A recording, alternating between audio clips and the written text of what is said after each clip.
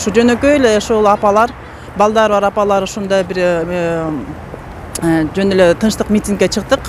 Менин жеке талабымда, көпчүлүгүндөн билбейм, менин жеке талабымда бул жаза кодексинде биз баягы мен суранып кетелим ошо атуусун киргизгенгечи мораторийди алып салыпчы.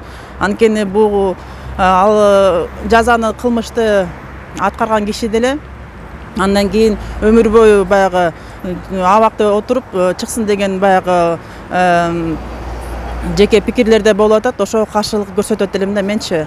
Бул гуманность деп баягы азыркы коргоочулар балким айтып чыгышы мүмкүн, бирок бияктагы ошол кылмышка барган адамдын жаныбар да мындай кылбайт.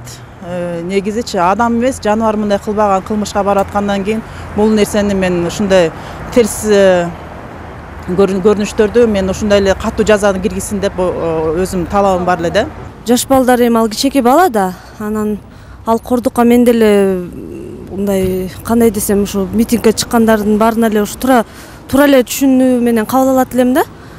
Ал кичинекей бала тууралуу айтсам эми ал камаган жакшы эле го дейм, туура эле го дейм, атса деле туура эле болот. Анткени ал чоң эле адам ошентип атса туура эмес да ал нерсе деген.